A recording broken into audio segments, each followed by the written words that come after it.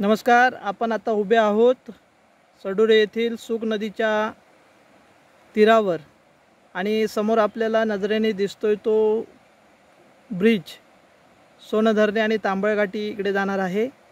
निसर्गरम्य अशा घनदाट जंगलातून नागमोडी वळण घेऊन घाटमाथ्यासारखा रस्ता या दोन्ही वस्तींकडे गेलेला आहे आणि आता आपण चाललोय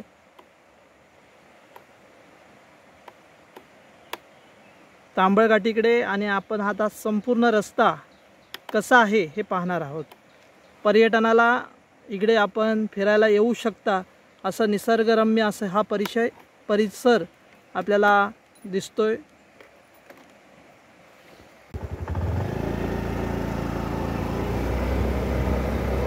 तर आपण आता सूक नदीच्या ब्रिजवरून जात आहोत. या साईडला सोनधरणे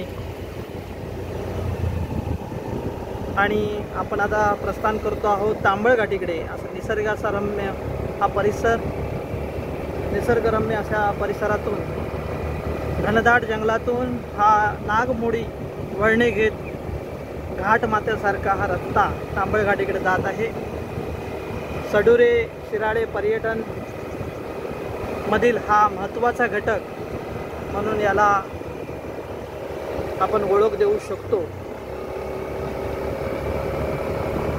अतिशय सुंदर असं चित्र आपल्या समोर आहे, निसर्गरम्य असं.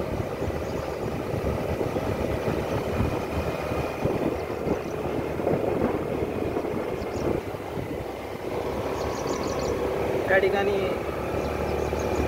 आपण फिरण्यासाठी येऊ शकता. असं निसर्गरम्य मोठ्या पावसानंतर इथे धबधबा निर्माण होतो. सेल्फी पॉईंट्स किंवा अनेक गोष्टी पिकनिकसाठी सुद्धा आपण या ठिकाणी येऊ शकता. घनदाट जंगल, कडा, डोंगर आणि ऐतिहासिक काही गोष्टी या ठिकाणी दडलेल्या आहेत, त्या सुद्धा आपण या ठिकाणी पाहू शकता. सुंदर असा हा सेल्फी पॉईंट.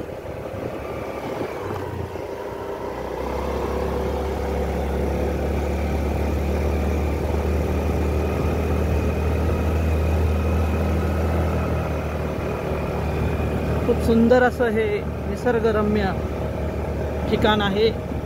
वैभववाडीतून एक 10 ते 12 किलोमीटर आतमध्ये आपण या ठिकाणाला भेट देऊ शकता. अनेक औषधी झाडे, अनेक वन्यजीव प्राणी आपण या ठिकाणी पाहू शकता. ऐतिहासिक काही जागा आहेत, याची माहितीसुद्धा येणाऱ्या काळात यूट्यूबच्या द्वारे आपल्यापर्यंत पोहोचू. सुंदर असा हा परिसर,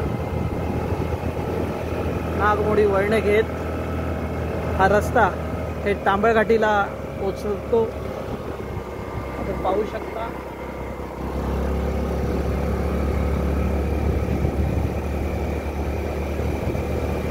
अगदी 20 ते 25 घरांची ही वाडी.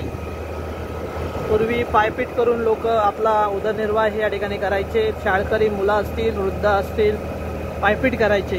परंतु आता गाडीची सुविधा झाल्यामुळे सर्वांना एक आशेचं किरण या ठिकाणी दिसतंय. आता आपण वस्तीत पोहोचतोय. या ठिकाणी घरं आहेत, दोन बाजूला, दोन विभागून. प्राथमिक शाळा. आपण आता तांबळघाटीत पोहोचलेलो आहोत. तांबळघाटी निसर्गरम्य ठिकाण जिथे आपण पिकनिकला येऊ शकतो, पर्यटनासाठी फिरू शकतो. इथूनच गगनबावड्याला जायला सुद्धा पायी मार्ग आहे.